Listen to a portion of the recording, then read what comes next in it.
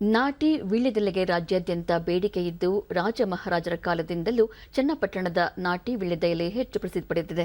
ಈ ಕುರಿತು ಒಂದು ವರದಿ.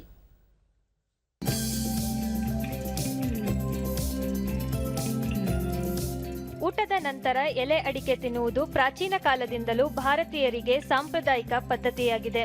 ಇದು ಜೀರ್ಣಕ್ರಿಯೆಗೂ ಸಹಕಾರಿ. ಅಲ್ಲದೆ ಪೂಜೆ ಪುನಸ್ಕಾರಗಳಿಗೂ ವೀಳ್ಯದೆಲೆ ಅವಶ್ಯಕ.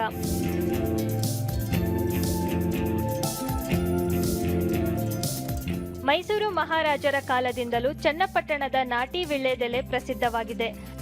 ಅಂದಿನಿಂದ ಇಂದಿನವರೆಗೂ ಬಹು ಬೇಡಿಕೆಯಲ್ಲಿರುವ ನಾಟಿ ವೀಳ್ಯದೆಲೆಯನ್ನ ಈ ಭಾಗದ ರೈತರು ಬೆಳೆಯುತ್ತಿದ್ದು ಹೆಚ್ಚಿನ ಬೇಡಿಕೆ ಇದೆ.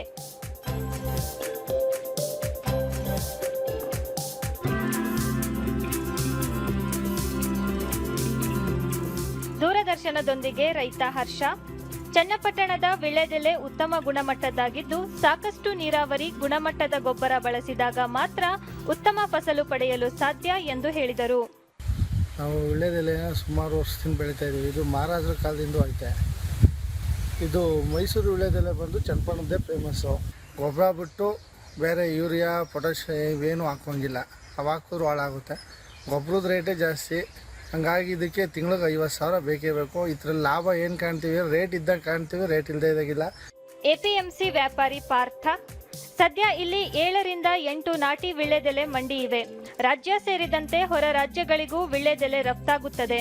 ತಿಂಗಳಿಗೆ 3 ರಿಂದ 4 ಕೋಟಿ ವಹಿವಾಟು ನಡೆಸಲಾಗುತ್ತದೆ ಎಂದು ತಿಳಿಸಿದರು. ಸುಮಾರು ಒಂದು 7 ರಿಂದ 8 ಮಂಡಿ ಇದೆ.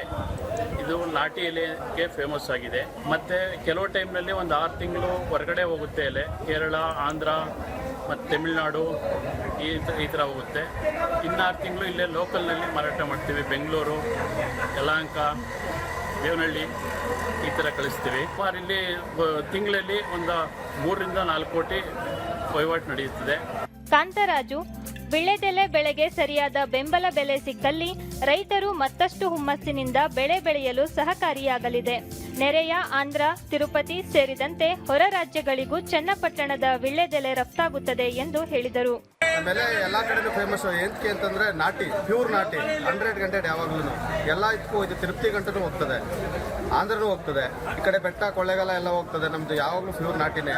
ಒಟ್ಟಾರೆ ಮೈಸೂರು ಮಹಾರಾಜರ ಕಾಲದಿಂದಲೂ ಪ್ರಸಿದ್ಧವಾದ ನಾಟಿ ವೀಳ್ಯದೆಲೆ ಇದುವರೆಗೂ ತನ್ನ ಸ್ಥಾನವನ್ನ ಮುಂಚೂಣಿಯಲ್ಲಿ ಕಾಯ್ದುಕೊಂಡಿದೆ. ಜೊತೆಗೆ ಚನ್ನಪಟ್ಟಣದ ರೈತರು ವೀಳ್ಯದೆಲೆ ಬೆಳೆಯನ್ನ ಉತ್ತಮವಾಗಿ ಬೆಳೆಯುತ್ತಿದ್ದು ದೇಶದಾದ್ಯಂತ ಹೆಸರುವಾಸಿಯಾಗಿದೆ.